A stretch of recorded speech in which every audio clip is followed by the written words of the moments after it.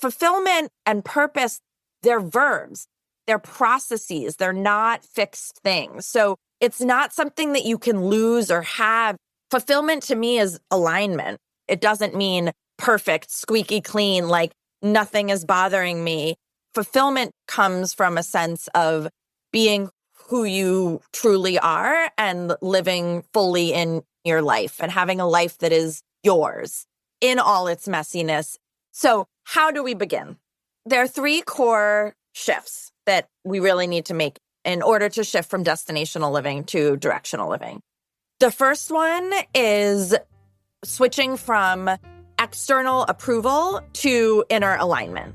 We really want to be insourcing our decision-making as opposed to outsourcing it. Fulfillment is not one size fits all. Welcome to the Work for Humans podcast. This is Dart Lindsley. Megan Hellerer, welcome to Work for Humans. Thank you so much. I'm so happy to be here, Dart. So I don't have very many people on the show who speak on sort of the career side of the equation, on the part of the equation where people figuring out what great work is for themselves so that they can even create it. But I did have Bill Burnett on the show who wrote Designing Your Life. And he gave a lot of really great examples. But I do think that it's super important if we believe that great work is a co-creative act. It's something that companies help to create in partnership with people at work. That co-creative act needs to be understood from both sides. And that, in fact, it's a capability that you might want your company to have, which is the capability of people at work to decide what they want. And so that's where we want to go with your book, Directional Living, where you've dived so deeply into how career can go wrong when we focus too much on destinations and how we can set it right. So I'm going to start with the Underfulfilled Overachiever. It has an acronym. How do you say it? I say UFO, but I actually usually just say the whole thing. I did it more for like a writing purpose. So I would just say Underfulfilled Overachiever. What is that? And how did that manifest in your life? This is the perfect place to start because that's also where it started for me. I consider myself to be the original Underfulfilled Overachiever and someone who checked all the boxes, did all of the right things, achieved everything I set out to, had this great on paper life that did not feel great inside.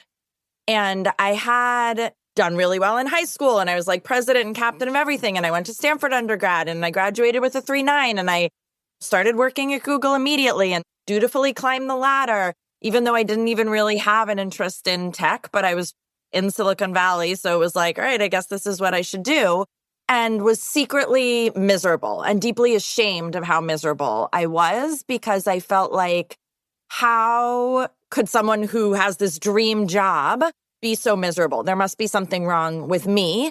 And also, how could I be so competent in so many areas and well-trained in so many areas and cannot, for the life of me, figure out how to figure out what I want to do with my life? And for years, I was asking this question, and it was a constant question of should I stay and should I go without any real action or sense of even how to make sense of that question. And until I finally quit with no plan, which was very out of character for me, simply because I really couldn't do it anymore. I was deeply depressed. I was having almost daily panic attacks. I literally had to schedule time in my calendar to have a breakdown in the shower every morning and set my alarm accordingly. And I left with no plan. And when I went to try to figure out who could help me to make sense of this and to figure out what I really wanted to do, and I believe deeply there must be something that I can do that has impact and contribution that matters and doesn't make me want to die every day. And nobody seemed to have a good blueprint for that. You know, this was back in 2014, so coaching wasn't the thing that it is today. But there was coaching, and it was like executive coaching. So people who were like helping you climb the ladder faster. And then there were coaches who were like super woo. And there are people who tell you to lean in, and then there are people who tell you to lean all the way out, what we would now consider trad wife type of things, right? And there wasn't like the middle way, the third way that I was looking for that felt like it had to exist, how do you achieve, how do you have ambition and fulfillment at the same time? And that was the question I set out to answer for myself at first and then for others. You said it very fast and very lightly in a way that didn't express how bad it was as it's expressed in the book. You mentioned in the book that you've thought about doing creative writing at one point. You're a really good writer. And a part of what you do as a really good writer is you make it in the book very visual and very alive. And it starts with you, and this is a quote, "I was a place nobody ever wants to be, on the floor of a public bathroom, in the middle of a panic attack, in the middle of a meeting that you'd had to leave, and this had become a way of life for you in the perfect job." Let's talk a little bit about the perfect job. What did perfect look like for you? And we're going to talk about your clients too along the way. But for you, what were the boxes that were checked in your life that should have meant that you should not be on the floor of a bathroom? I think the first one was impressive. It was like a hot company that really felt still, but especially at that time, like elite. So it was something that seemed admirable. And it also seemed important on some level. Like it felt, and probably again still does, but there was literally only one office. Only Mountain View existed when I started working at Google. So, it had unfortunately just IPO'd. So I missed that boat, but it was new and it was nascent and it was innovative and exciting, or it should have been. It should have felt those ways. And I think also there was a real path for growth. It seemed like there was a clear trajectory and it was something that I could climb sustainably. But then there were a couple of other pieces that I don't know if I would have identified as much at that time, but stability and security, this sense of course you could get let go, but this company wasn't going to go under, and that this was going to be a real resume builder. Like this was getting me somewhere. And then the security of it, the paycheck, the 401k, and then of course the benefits and all of those pieces of it. It came with this, and it's interesting to think about it from the flip side, of course, of where you more commonly sit of what they were selling me, because they definitely were selling me something, which was this whole package of this dream perfect job, which felt more like golden handcuffs in the end, but it was a pretty package. Quite a few companies are good at building the box that work comes in, but not the work itself. And so a lot of that box is snacks, climbing gym, primary colors, really nice architecture. I personally think that Google is a very tough place to go into right out of college like you did, because you don't have any perspective beyond that environment. Everybody else is telling you it's great. A classic path for a lot of these top companies is Stanford or Harvard, then consulting for 5 years, and then right into a company like Google or a Facebook or an Apple. You just went straight in right out of Stanford. Even less perspective. I think that's really hazardous. I could go either way. On the one hand, you're right. One of the hardest things about it was that when I would articulate to people, I don't know if this is for me. I don't know if this is it. People would say, you are insane. You do not know how good you have it. Nothing is going to compare to this. Never leave. Never let this go. And again, without anything to compare it to, I didn't have a choice really other than to listen to it, and it felt like this precious thing that I could never let go of at risk of ruining my life. On the other hand, I will say I got an incredible business education, basically, like getting paid to get a business education that has served me so well.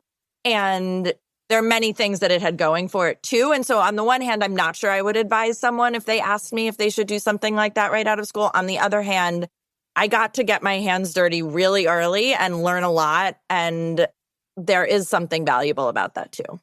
This is one of the core questions I'm going to explore throughout this conversation, which is some of what made you unhappy. And really, reading it, it feels like you could have died. It felt really, really bad. Some of what made you unhappy may have come from the environment, but a lot of what made you unhappy you brought. with you? What did you bring with you? And what do people in general bring with them that puts them in that situation? Yeah, I want to be really clear that I don't think this was Google's fault. I have coached people into Google. There are some people where that is what's aligned for them. That's what's fulfilling. That is what, in my language, is directionally right. And it is a great opportunity for whatever it is that they are setting out for. And same for other sort of equivalent big tech or other industries. This isn't like an anti-Google campaign. They didn't do anything to me. It was a co-creative toxicity, right? Where perhaps they had a part in it. And if they approached things in the way that you talk about it, maybe we would have had a different situation. But I think the things that I brought into it were, one, this outsourcing of my decision making. So I did not have an understanding of what I now call my inner navigation system. I did not know what I wanted. And I did not know how to navigate my life accordingly. And because I didn't know what I wanted, and I didn't know that I was allowed to know what I wanted, especially when it came to work, it felt like something that was very top down, like somebody assigns me something and I do that job. I don't get to participate in co-creating my work or saying, I love doing this work. I don't like doing this as much. Are there more opportunities like this? That never occurred to me to participate in that way, except for whatever was going to be the most visible, the most marketable, the next promotion, whatever those things are. So my one-on-ones didn't look like, I'm really psyched about this. I'd love to have more opportunities to practice that. Or I'm really curious about this. Like, is there any way? And that, at least when I was there, I think there could have been more opportunities for that, to have that conversation if I had been able to be more self-directed in that way. My conversations more looked like, what do I need to do to impress the powers that be so that I can get the promotion that you guys say that I need? And what happened was that I eventually realized that I didn't want the life of anyone more senior than me. And so I tried a lot of things. I switched offices. I switched teams. I went from emerging products to business development to partnerships. I really tried to tweak it in a way that might make it work. And I don't think there was anything for me that would have worked there, but that isn't necessarily the case for anyone. And I think now I have much more capability of sort of playing this game of warmer, colder and saying, well, this is closer to what I want to be doing, and paying more attention to my inner landscape as I'm evolving, even as my own boss. You mentioned before we started talking, even if you're in your own company, there's the employer and the employee, right? And I'm both of those things. And I still have to pay attention to, what is it that I want? Where am I feeling stagnant? Where am I feeling energy? And how do I create a role for myself, create a business that allows me to evolve in that way? And I really thought that I in the world was more like a static, fixed thing. And the goal was to achieve as much certainty within that as possible. That's fascinating. That's a very interesting insight, which is seeing yourself as a fixed thing, seeing the world as a maze created by others that you navigate using the opinions of others. Can you describe the moment in the grocery store with the Kleenex? So this is after you'd quit, you'd walked away from the job everybody thought was amazing, except you. You're in the grocery store and you had a problem with the Kleenex box. Yeah. And this is a true story. Yes, I'd left and I was in this process of, who am I without this title, without someone to report to, without everything every day fully baked for me. And, I was in the drugstore and I was trying to pick out a box of Kleenex. And, there's all these different designs. And I realized in that moment, I was paralyzed trying to decide which design on the Kleenex box I wanted. And I realized that I knew what my very fashionable friend would get. I knew what would be most aesthetically pleasing to this other person. I knew what, if I had this sort of vibe, then I would go for that box. But I did not know what I wanted.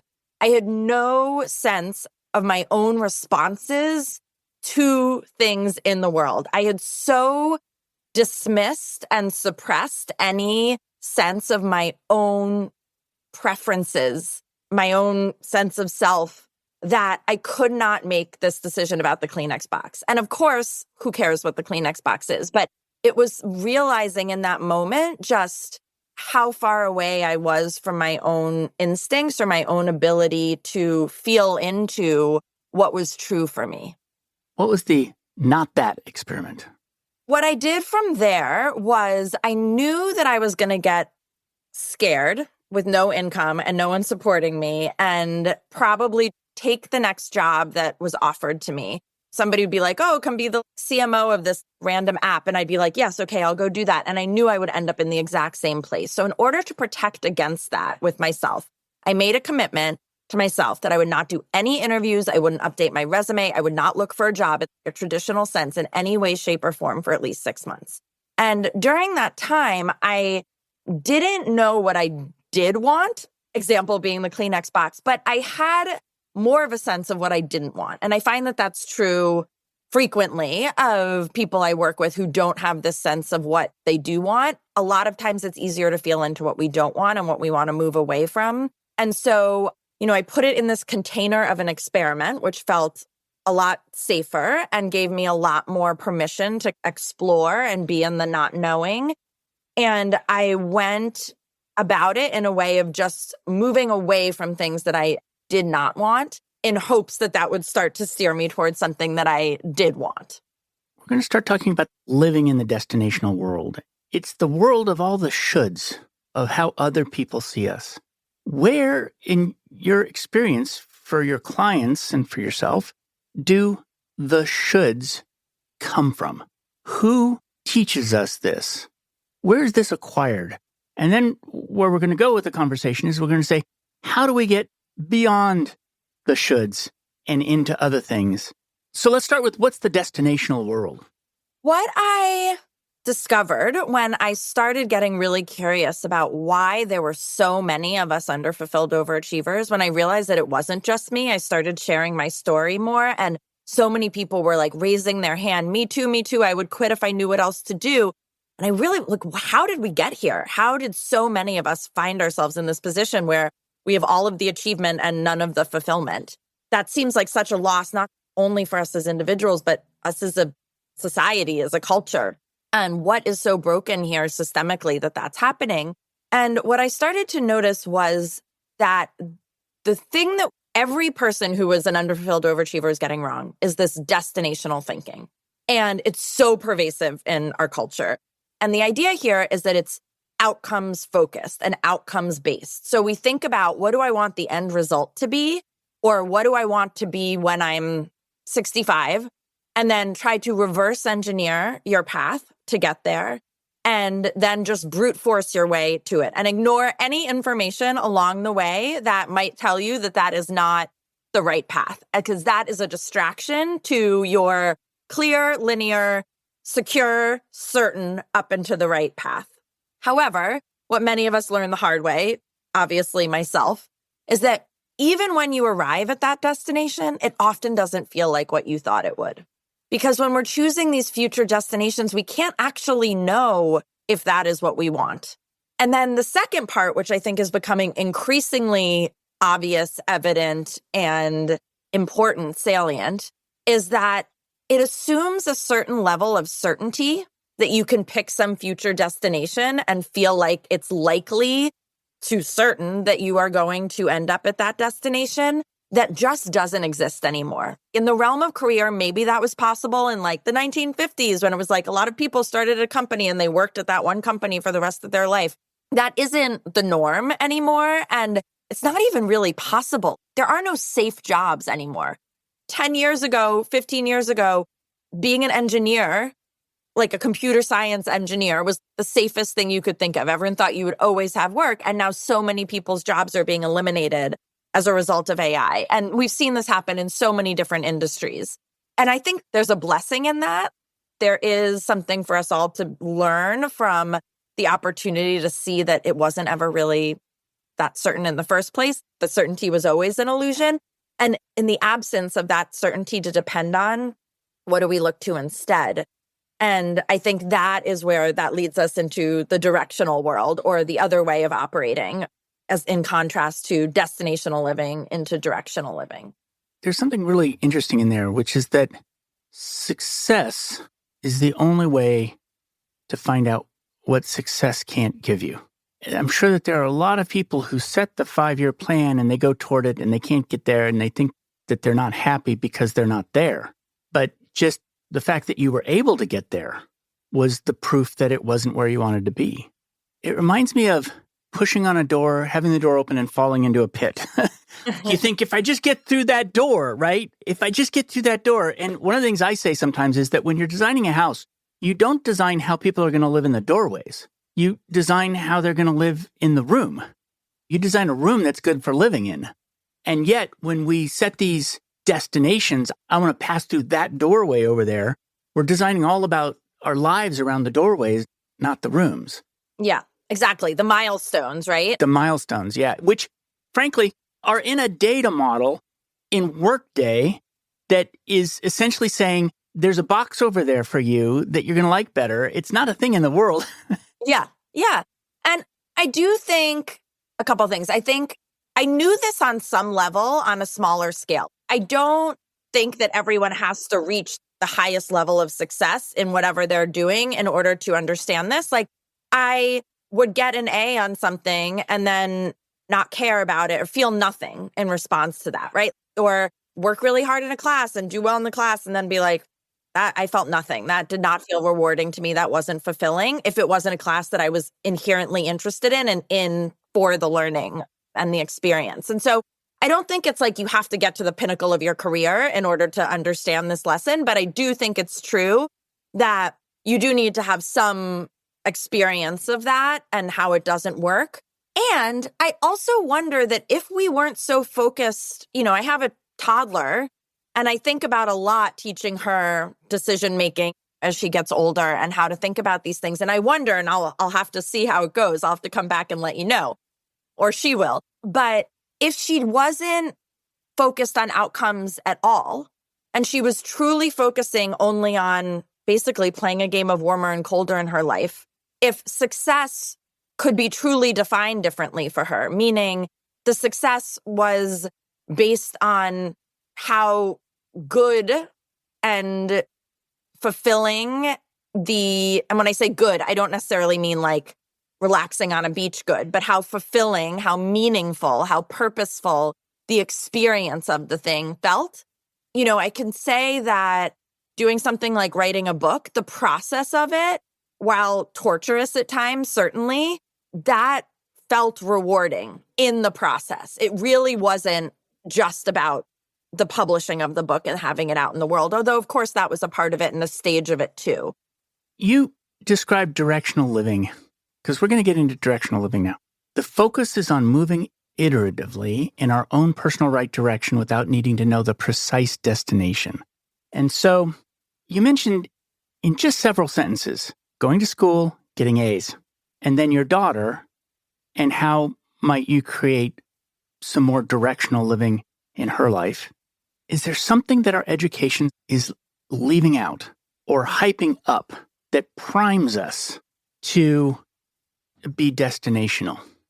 Yes, definitely. So I think it's worth going back to what makes destinational living so seductive in the first place. Because if people were just telling us to live that way, but there wasn't anything in it for us, it wouldn't be so pervasive.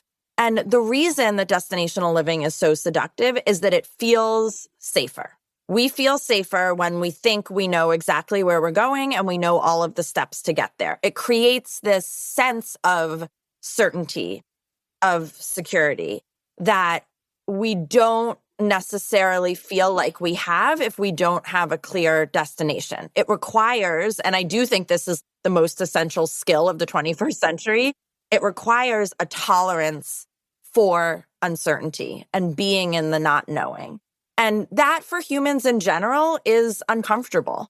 It triggers, it activates our fear self, right? Our fear self likes certainty. Anything new or uncertain is going to feel scary to our nervous system, right? Even if it actually isn't scary. So it requires increasing our tolerance for that certainty and some sort of training and setting up that skill. So I think that's why we fall for this trap, why we fall into this trap, why it's so compelling, even if you know that it doesn't really work or doesn't really help, in combination with the fact that we don't have that skill. So I think there's two reasons why all of our systems are set up this way. And this kind of touches on a question you asked earlier, of like, where do the shoulds come from? I think they come from a societal level or systemic level, and we're sort of conditioned in this way because it's helpful for the powers that be to maintain the status quo. People who are invested in the status quo can say, here are the 5 paths you can take. And they sell it to us by saying, these are the things that will make you secure and happy.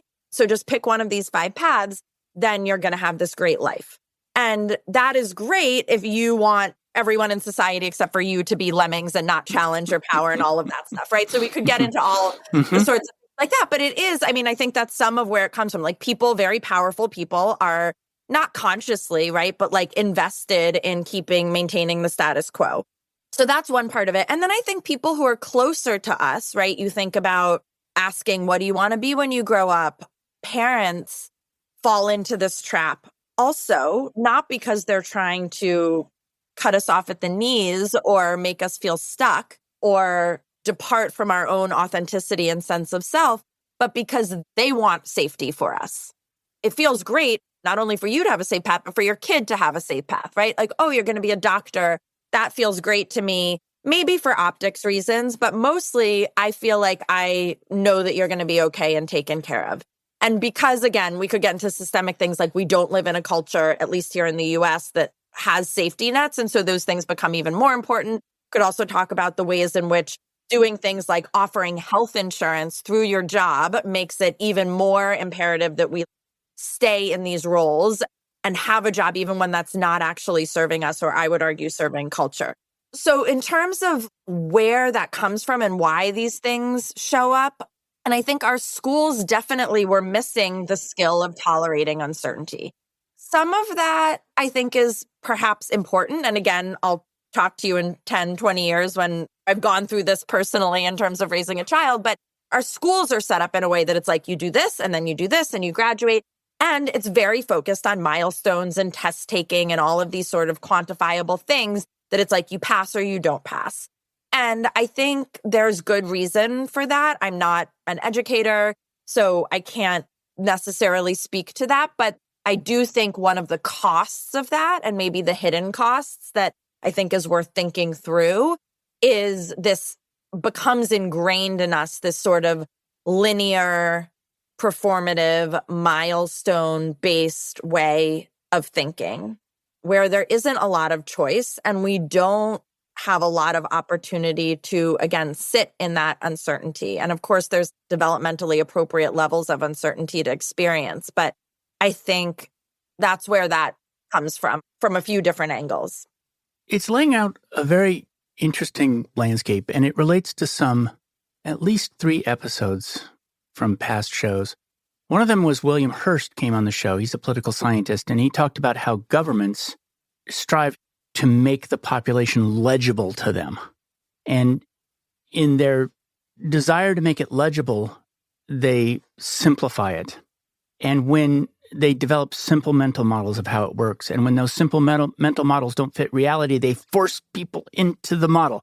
And so introducing the idea of legibility, which is if you're running something, and it extends into the schools, which is that a school wants to have tests because we're trying to understand, if we're trying to make this incredibly complex thing of education legible to see if we're making progress. But then the tests themselves oversimplify the world and miss a bunch, but it forms the scaffolding for directional living.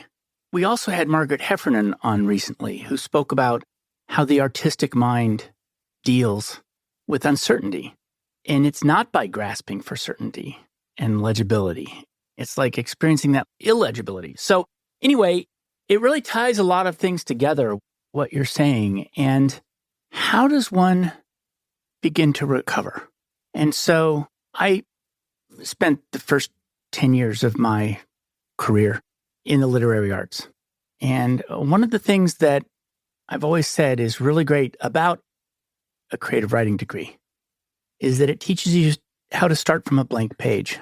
So I have nothing in front of me. How do I move forward in that situation? And my answer to that was, my parents were scientists, and so I grew up in a very logical world and in a very data-driven world. And so the big breakthrough for me as a writer was realizing that I needed to rely on the bedrock of opinion. And that whole sentence didn't make any sense when I was growing up. The idea that opinion could be a bedrock, that's the more fundamental thing than data, than all these other things. And so a lot of what you describe in your book is how to start establishing an understanding of that terrain. So how does somebody even start down the path toward identifying a direction? I want to touch on something you said a second ago, and then I'll come back to the how do you even start question. I think what you're touching on with Margaret Heffernan and creativity is so important and fundamental to this conversation, because building a life is a creative act. There are many synergies with writing or any other creativity. Like, what is creativity? It is building something from scratch, building something that has never been made before. And that creativity, innovation, entrepreneurship, even whatever kind of creativity you're talking about, cannot exist in the destinational world when we're focused on outcomes. And speaking of writing, one of the best explanations I've come across for directional living is from a writer, E.L. Doctorow, the novelist. And he was talking about writing a novel, but I think it applies here. And I think it very much applies to building a life and a career. It's like driving a car at night. You can only see as far as the headlights in front of you, but you can make the whole trip that way. And that is something that I come back to over and over again, and I think is a great analogy for this. And so I listened to your Margaret Heffernan episode, and she was talking about how it was a surprise to her to find out that many novelists don't actually know the whole plot of the book before they start writing it. And it's the same point here. Not only do you not know, but you can't know. And you can have a hypothesis. There's sort of the scientific method for life is another way I talk about it. You can have a hypothesis of where you're going. I think I might want to be a novelist or a writer, or I think I might want to be the CEO of a company, or I think this might be the plot of my novel. I think I might want to start a podcast. But you then have to test that hypothesis through mini experiments, basically, where the goal in the scientific method is not to prove yourself right. It's not to get to that destination that you set out. That is simply the thing that provides the structure to allow you to move forward without overwhelm. And so talking about the sort of hidden costs of destinational living, like for an individual, it's fulfillment, right? And it can be extremely painful to live in that world, as it was for me. This existential suffering, truly, to live that out of alignment with yourself. But the other costs, individually and collectively, are creativity, innovation, authenticity. And we're missing so much of that because that can't come when we're on these preset, predetermined destinational paths. Hey, everybody. Work for Humans has launched an invite-only community. And if you're listening to this right now, you are invited. It's a place where listeners can meet each other and guests, discuss episodes, suggest new guests, share tips, and just generally find kinship with other people who are building better businesses by building better work. Come join us, help us kindle the conversation. Go to 11fold.com/community. That's 11fold.com/community. Thanks for being a listener, and I very much look forward to sharing ideas with you there. Reading the book, there was one thing I constantly hesitated around, which is the idea of fulfillment. And a part of the reason why I hesitated is it sounds like another destination to me. Like, I need a big purpose. I need something that fulfills me. And if I don't have it, I'm a failure. There's this risk there. And so it crosses my mind that lowering expectations might be very healthy. Yes, I agree. It's a subtlety that you're talking about where I don't say like find your purpose, right? Because I think that has become very destinational where we think it's this one thing that we have to find and then we know it for our whole life and then we have to live into it. And that's not the vibe here, right? Lowering the stakes into tiny experiments and launching and iterating is absolutely how we go about this. And I'll speak to how do you even start. But again, I think there's a difference. This is my hypothesis. This is my best guess of where I'm heading. And this is the thing that I must achieve or it's a failure. And fulfillment and purpose, they're verbs, they're processes, they're not fixed things. So it's not something that you can lose or have. Fulfillment to me is alignment. And that can mean living in all of the messiness of your fullest humanity, right? It doesn't mean perfect, squeaky clean, like nothing is bothering me. Fulfillment to me comes from a sense of being who you truly are and living fully in your life and inhabiting your life and having a life that is yours in all its messiness, in all the confusion. It's not like a squeaky clean perfectionist piece of this. So how do we begin? There are 3 core shifts that we really need to make in order to shift from destinational living to directional living. The first one is switching from external approval to inner alignment. So this is all the things that we were talking about with the sense of warmer, colder, not being driven by the shoulds or optics or outcomes, like all of these things that would be external drivers. We really want to be insourcing our decision making as opposed to outsourcing it. So that's the first crucial shift because fulfillment, and I'm use that word as a bucket word, but fulfillment is not one size fits all. It's not like you can say, this is what will be fulfilling for everyone. There's only what will be fulfilling for you right now. It's bespoke. It's unique to you and no one else. And so the only way that you can find that, the only way that you can live into that is by insourcing your trajectory, by insourcing your decision making. It's such a practice. In other words, you had insourced very few decisions leading up to the challenges at work. And I don't even know how to talk about that thing because you have to gain access to it. And a lot of the way you describe gaining access to it is just trying things and see how they feel. That's what you mean. Describe warm or colder, because even that, it needs a description, I think. Yes. No, 100%. This was exactly the question that I found myself asking myself and then realizing how many other people struggled with it too. Because people would say things to me like, trust your gut or what's your intuition? And I had no idea what the hell they were talking about. And I was like, if I knew what that was, I would be doing it. Why do you keep telling me this? And what is this thing? And the way that I started to understand it was that it's simply playing a game of warmer or colder.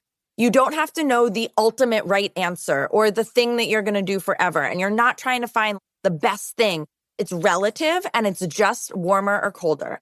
And then it's calibrating your sort of inner navigation system accordingly. And then it does become a practice. So the way that I suggest people start is to think of a decision that you've made that you know is or was really aligned for you or some situation in your life. For some people, this will be their partner or their spouse or having children, or it could be a job that you were like, this was at that time the best thing for me, or maybe it was choosing the school you went to. Whatever it is, I feel like most people, they have some touch point that you're like, this was right. This was very me, quote unquote, whatever that means to you. This was aligned. If you can't think of something like that, it can be just somebody who you feel like has your best interest, you trust completely, you love and adore and knows, loves and adores you, or this could be a pet. But the point is you then want to try that on in your mind's eye and feel into your body, not your brain, right? This is not rational, intelligent decision-making. This is feeling into your body what that feels like when you try that on in your mind. So for me, the analogy here is coaching, right? Leaving Google and becoming a coach. When I think about coaching, I feel the shorthand I use for it is light and right. But I feel relaxed. I feel calm. I feel freedom. I feel expansive. My shoulders drop. It feels warmer. and it's something I want to move towards. It compels me. On the flip side, we want to think of what is a colder example. For me, this is Google, right? Working at Google. Think about how that feels in your body. So similarly, think of a decision you know in hindsight was not a good one for you. So a classic one would be an ex.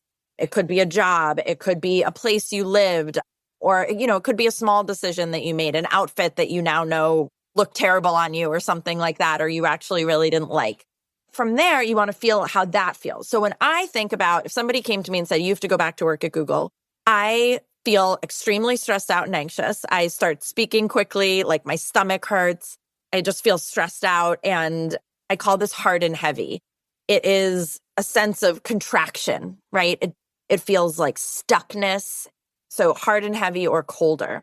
So I suggest everyone really tries on those two things. And then you have this sort of axis of warmer and colder, of Google or coaching and Google for me. And toggle back and forth in your mind between those two things to like feel the contrast. And that is sort of the most basic and place to start. And I come back to this when I feel stuck. And again, it's not, does this feel like the most extraordinary experience of my life? Or does this feel like the worst, most torturous, traumatic thing that happened to me? It's, does this feel more like coaching or more like Google? And using that as the basis for your decision making. And I suggest that people experiment with it in small stakes decisions to start. So things like the Kleenex box, right? Go into a store and try to figure out what designs feel warmer or colder, what outfit you're going to wear today, what you're going to eat. Like, are you actually eating what you want to eat for dinner? Or are you eating what you think you should? What podcast or book or TV show? Just try using this. And the thing is that the mechanism, this tool works as effectively deciding what to wear for the day and deciding what job to accept or if you should move across the country. It works equally well for smaller and bigger decisions once you have used this muscle. So again, it's like anything, like going to the gym, you really have to practice it. And that is where I begin with this sort of warmer, colder analogy. But I think it takes the preciousness out of it, or like the sort of grandiosity that can sometimes feel like, oh, my intuition, what does that sound like? Or it just brings it down to like a more practical, grounded place that feels more accessible to most people I've found. I like that a lot. I like a couple of different things about it, which is that, first of all, your descriptions of it are not logical, hard, heavy, or light, easy. I've borrowed the language of Christopher Alexander, which is, does something make you feel whole and alive? Or does it make you dull and dead? And it's interesting because dull and dead doesn't have to be existential crisis, but it can last forever. And so you may not get pushed out of dull and dead the same way you would from hard and heavy. And I also liked how you framed it as you can imagine past decisions, but for future decisions, try it out, test it. Because the truth is, imaginary things, you don't know until you try it. That's the whole point of why destinational living actually doesn't work and doesn't serve us, because we're guessing, we're committing to something in advance that we don't even know that we want. And then we're sort of dedicating our lives, or at least some portion of our resources and our energy, to something that we don't even know that we want, when there is a way to feel into it. And you touched on one of the other shifts that we need to make, which is moving from fixed plans to iterative experiments. And that's how we shift also from this 5-year plan, 10-year plan to, how do I get more information about this? So if someone came to me and said, I think I might want to start a podcast, I would say, great. That doesn't mean you need to like quit your job, buy all the equipment and invest in somebody to do your branding and all of this stuff. It's like, go have one conversation. Talk to someone who's been on a podcast, or like read a book or watch a YouTube video on like how someone got started and see how that feels, right? Give yourself some information to respond to, because you may discover after a few minutes of watching a video of somebody talking about how they got started in podcasting that you're like, actually, this does not sound interesting to me at all. And then you've saved yourself a whole lot of time and energy, but it was still valuable because it may steer you in a different direction. I think whenever there's curiosity there, there's some piece of information in it. It might just not be what you thought. So maybe you discover, oh, you know what? It's not podcasting. It's actually, maybe I want to have my own like YouTube series or something, and you discover I don't want to do the interviewing. I want to have like a sitcom. There's this iterative approach. And this goes back to what you said earlier of taking the pressure off. Because anytime there's pressure around something, we are going to freeze. We're going to clam up. And that's not the place that we make our truest, most authentic, expansive decisions from. It's not where creativity comes. And so the lower the stakes you can make it, the better it is. For me, with coaching, even though I didn't have this language at the time, it was like, all right, I'll go take an intro to coaching class. And I did that. And then I didn't go back for like 3 months. That was also because I thought it was so fun that it occurred to me that it could not possibly be a way to make a living because work couldn't feel that good. But it was a step. And then I went back, 3 months later, 6 months later, I can't remember how long it was, but I went back to the next section of the course and was like, okay, I'll try to coach one client and see how it is. And at no point did I commit in advance to spending the rest of my life coaching. And this works on all sorts of scales. So the way I talk about it is your job is only to move the plot forward any amount. So take an action, any action. It doesn't matter what it is. Just anything you can think of to get a little more information is going to move you forward. 2 things popped for me there. One is the number of times as a manager, I have been asked by someone on my team, what do I need to do to get to that destination over there, to that promotion, to that? And really, in my heart, the answer was, it's unknown, honestly. And so it's this idea that managers are often put into a position to predict an impossibly predictable future. And one of the things that I recommend managers asking is, what's the in-the-moment experience of work that you want to have? And what is the work right around us that is in that direction, that has that texture? I say that, the in-the-moment texture of the work. And frequently that steers people away from those destinations because they say, I like to solve little Rubik's Cube math problems. And you say, well, do you think directing would actually satisfy that need for you? And they say, no, actually, I don't think being a director. So that's one thing, is that, in other words, I can imagine that this is going to be a real challenge in the co-design of work. And I know it is because I've experienced it, which is that you want to co-design work. And there's 2 responses to that. One is, I don't know what I want in the moment. The second is, I know what I do want is to get over there. And the third thing is, I think you have the knowledge about how to get me over there. In other words, I'm waiting for your approval for me to get over there. So anyway, it's this is a super important skill in that co-creation.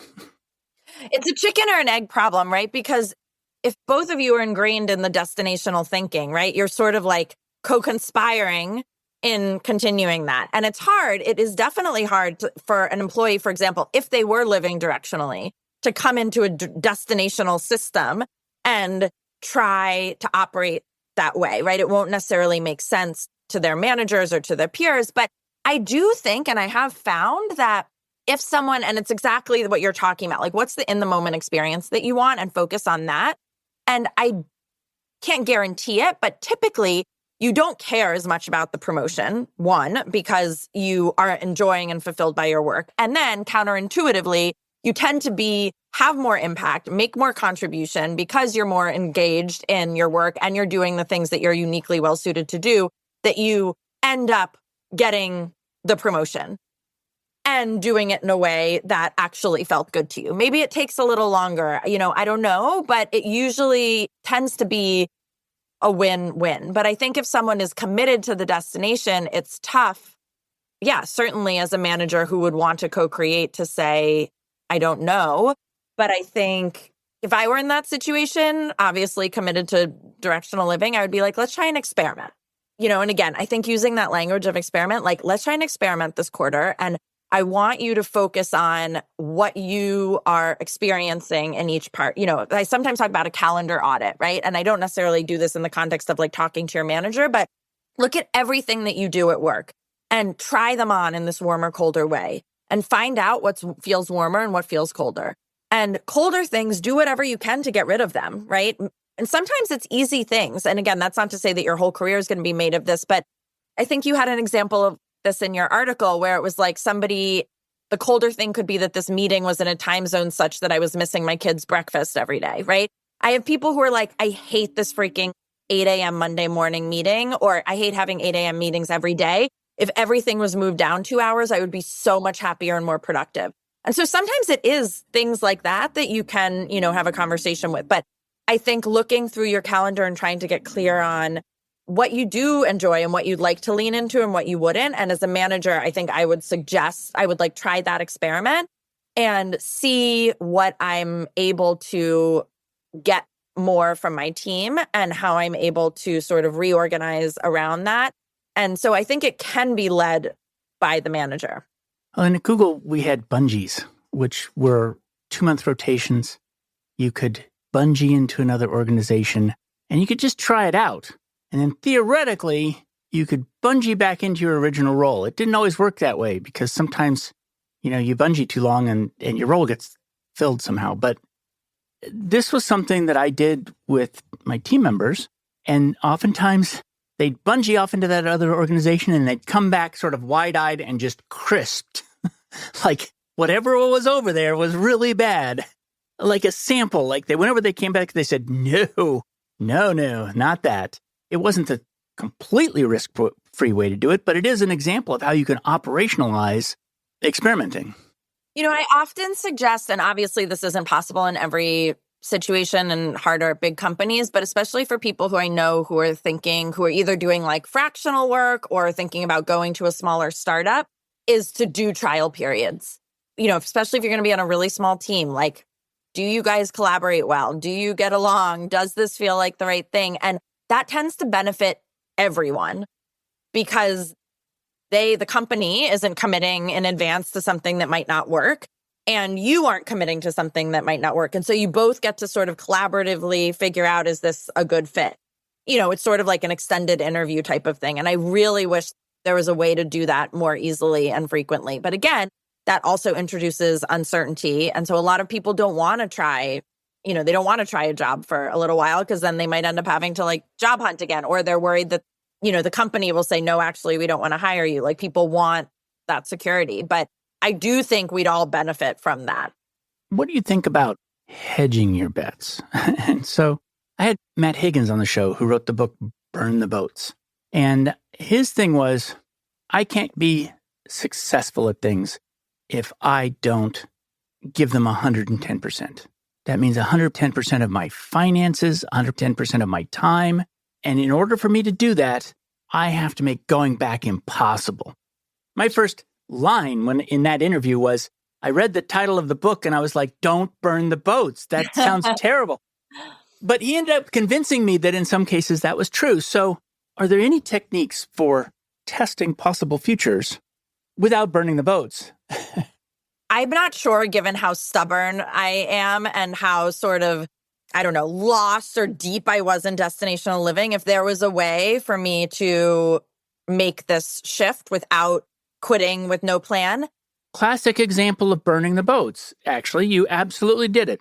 Yes. And I think it was really important that I did that. However, plausibly, I could have taken a year, gotten myself together, gone back and interviewed a big tech again or done something else. And that was an important thing to be able to tell myself.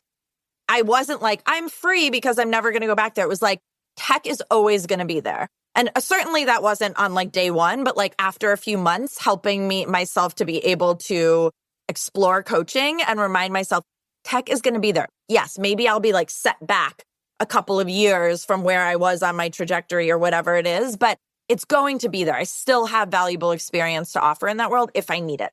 So I do think in some cases, I'm sure there are some cases that's necessary and even helpful. And part of why I want to do this work is that people don't have to sort of hit rock bottom. They don't have to burn the boats in the same way that I had to, that they can do it in a more sane, slower way that you don't have to burn it all down every few months, because that's risky and it can also cause harm. Again, I haven't listened to that particular episode, but I'm thinking of burning it all down often means losing relationships and like doing, so there's costs to that too, right?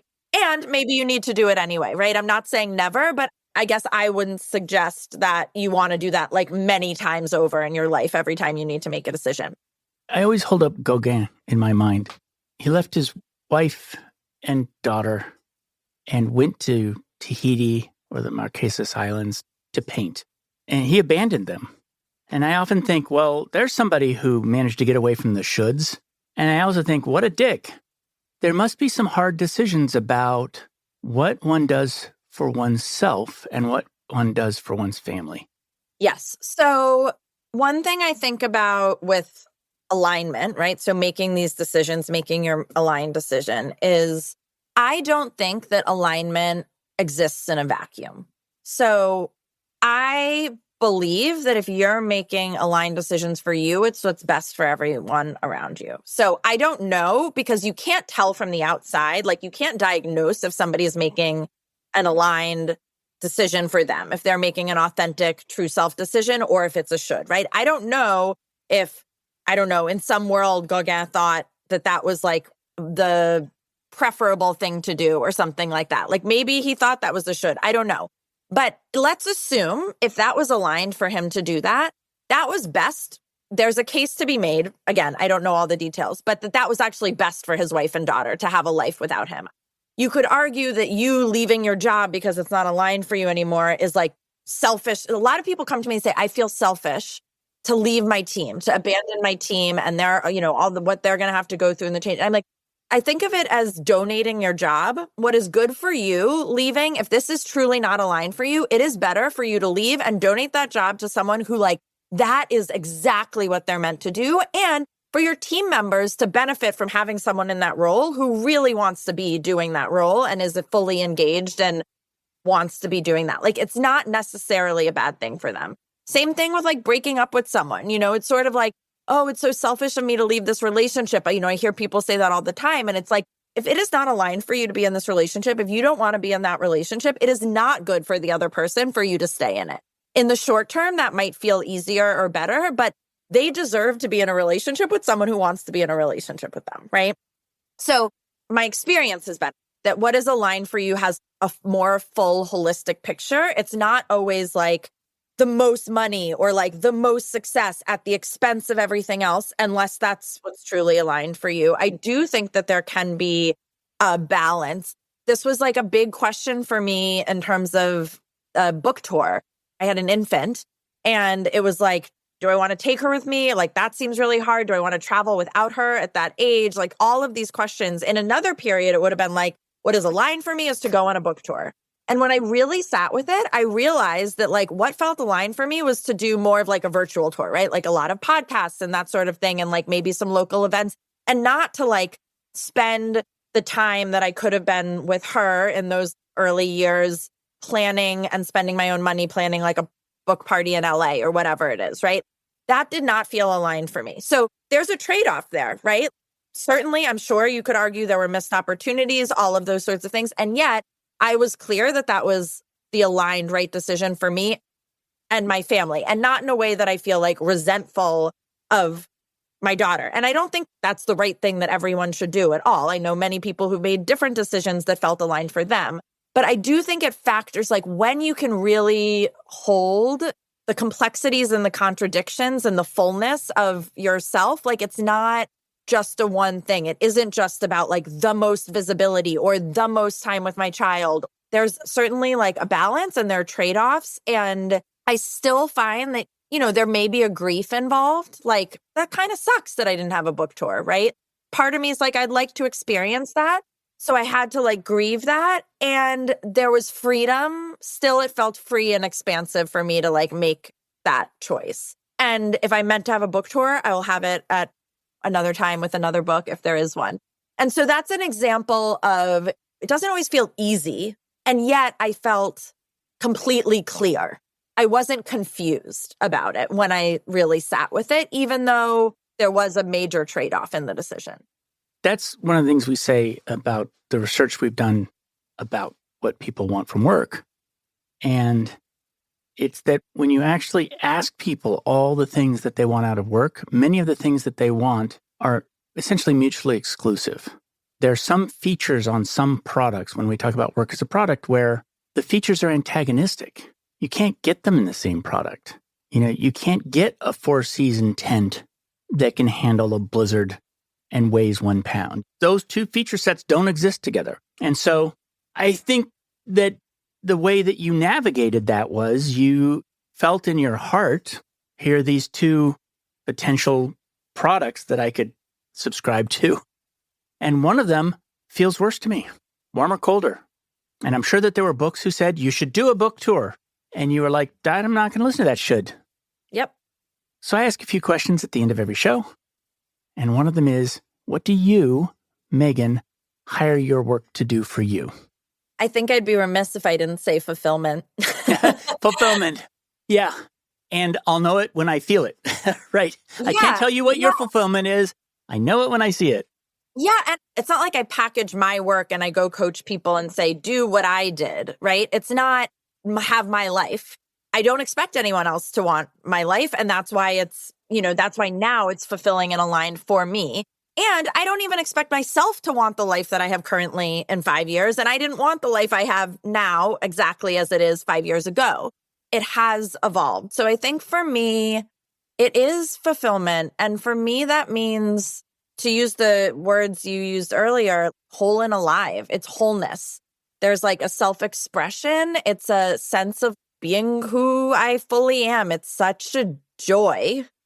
And I mean, that's the other thing. It's joy and delight. My work reminds me of who I am. Postpartum is a good example, or times when I have felt, I don't know, struggling with other things or off, coming back to my work, not as an escape in the way that it used to, where I'm making myself so busy that I'm not paying attention to something.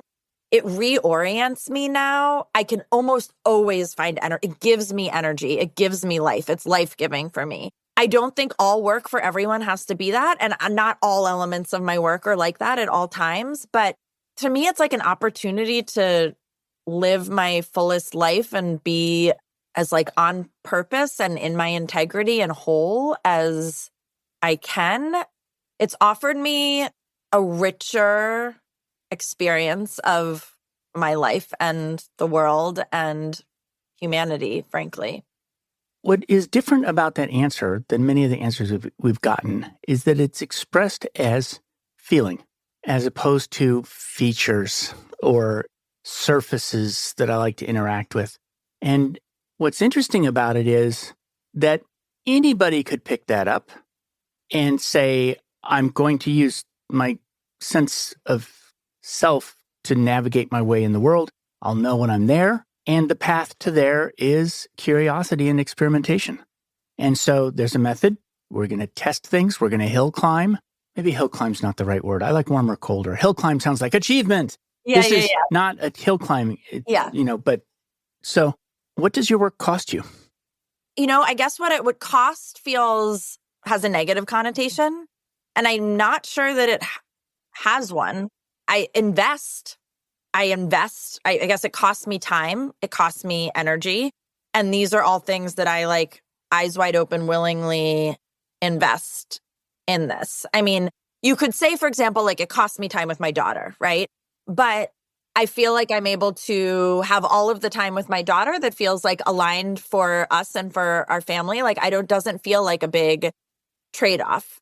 I spent a lot of time iterating on it. I think especially the book process, I guess I would say, and again, I don't know if I'm just Pollyanna-ish over here, but it still feels like a positive thing. But, there's some wound activation, healing stuff sort of, especially with book coming out and visibility and vulnerability and all of those sorts of things. There's sort of inner struggles that I'm confronted with as a result of my work. And so it costs me I guess you could say it costs me my peace. And I think ultimately I want my work to do that, just like I want my relationships to do that. And I think ultimately it's peace giving, because the more I heal those things, the more peaceful my life will be as a whole. So I didn't really answer your question. You did. You absolutely did. You totally did. I'll reflect back on what I heard. You have the opportunity to design your own life because you're a founder. You made a choice, for instance, not to go on a book tour, which if you had done that, you would have said it cost me time with my daughter. And so because you were able to have enough flexibility to design your work, you didn't say that. And it's also true that you used a very specific word, which is investment. And when people are subscribing, I'm going to use some jargon here from the experience design world, transformation design. When you are subscribing to a transformation offering, the measure of the quality of that offering is you say it is time well invested. And so you're making investments. This is a price. It's a cost. But you recognize that it's not just throwing it into the ocean. It's something that you're tilling to grow the next garden. So it made perfect sense to me. It made perfect sense. I didn't think you dodged it at all. It genuinely wasn't trying to dodge it. I was just like, wow, I really, truly, I was like, maybe there's got to be something here. My truest answer is this doesn't feel, I guess technically it's a cost, but I don't feel that. I don't experience it that way anymore. Yep. And I will also say I very consciously design my work, down to the schedules, when I have meetings, when I schedule what, and I change it up as things change when they don't feel right. I'm like, this is not working anymore. My daughter's not sleeping through the night. We no longer have morning meetings, right? I want to be able to show up as my best self. So that's a lot more flexibility than a lot of people have, but I really do iterate a lot on the life design part. Well, and it's a great example, which is that a part of creating an organization that can, on an ongoing basis, design work is to create the flexibility to respond to design signals. And so you have that. And in fact, a lot of founders say that. A lot of founders have come on the show and felt that way. So this is exactly the conversation I wanted to have. Oh, I'm so glad. Which is, what are the muscles? I want to say the muscles of directional living, but sometimes they're the opposite of tensing up. Mm-hmm. So I don't want to say muscles, but what are the capabilities of directional living? Because that's fundamental to the kind of iterative design that is going to make great work. So it's really wonderful conversation. Where can people learn more about you? And where can people learn more about your book? My website is my name, meganhellerer.com, and on Instagram @meganhellerer. Which is HELLERER. Yes, double ER. Yeah, and double L. Well, great. Thank you very much for taking the time to talk to me. Thank you so much, Dart. Thanks for joining me for another episode of Work for Humans. If you enjoyed this episode, please give us a 5-star rating wherever you listen to podcasts. And share the show with one person you think would get value from it. Believe it or not, this really helps us grow the show and reach more people who want to build the kind of work that people really want. As always, thank you to my producer, Jason Ames at Ninth Path Audio for his insights into content and his high standard for quality. Final note, the opinions shared here are my own and not the views of Google or Cisco Systems. Thanks again for listening. See you next time.